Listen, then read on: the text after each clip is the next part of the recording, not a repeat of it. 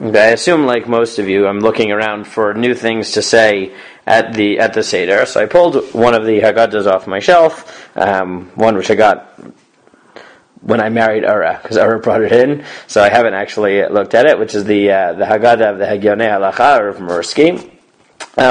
So just a short idea from his Haggadah. So he notes that the mitzvah to tell the story of Yetziat Mitzrayim is described by the verb vihigadta, or Haggadah.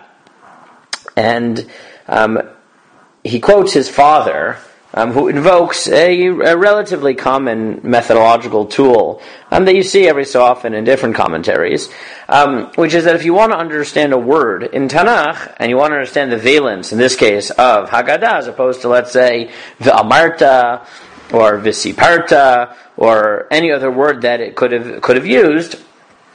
So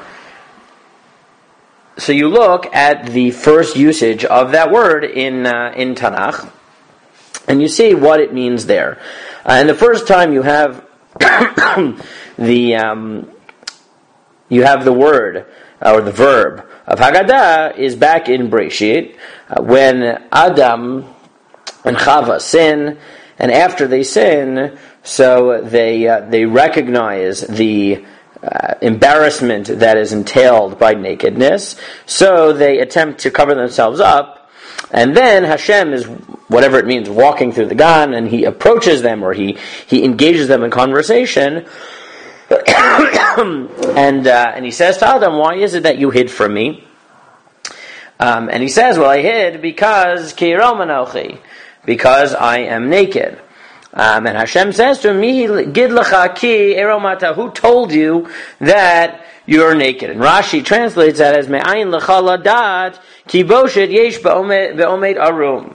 Who told you that this is embarrassing?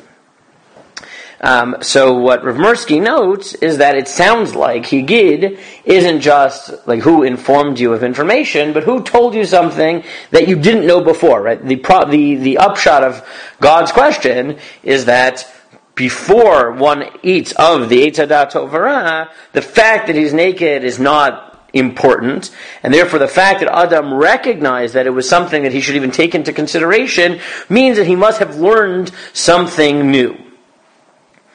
A second proof he brings is when Yaakov is told that Yosef is still alive, which obviously he didn't know. That was why he was mourning for all the years that he did.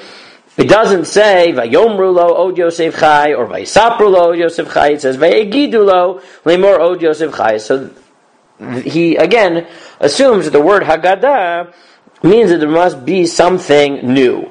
And he argues that there are two ways in which we fulfill this idea on Leil Pesach of Haggadah, of saying something new.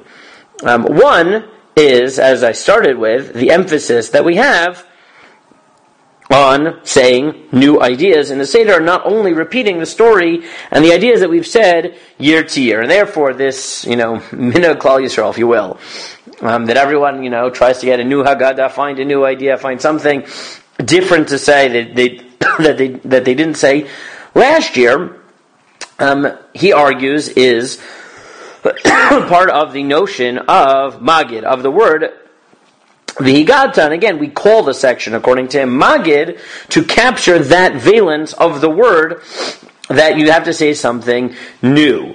And that's what he thinks is Kol Mosif Amarech, that when we talk about how it is Mishubach for someone to talk more about it, we don't just mean quantitatively, but we mean people come up with new things to say.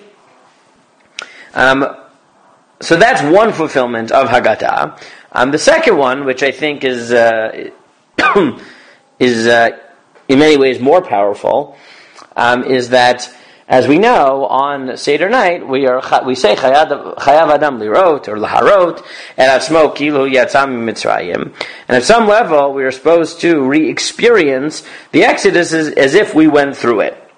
Now, obviously, if we're retelling a story from 3,000 plus years ago, so then there's the danger that you'll just repeat what you said last year, because look, we've been telling the story over and over and over again for millennia.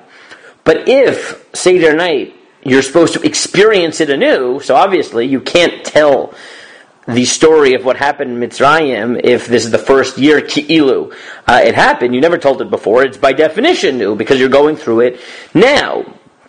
And therefore he argues that maybe the reason we focus on Vihigata of this notion of novelty is because even if you're saying the same thing, since we're supposed to experience it as if we are going through it, that means that the nace is fresh, and therefore the way we convey the information is not as one who is retelling a story, but one who is telling a story which by definition can only be told now because it only happened now. So I think both of those ideas, one, that we should try to find something new.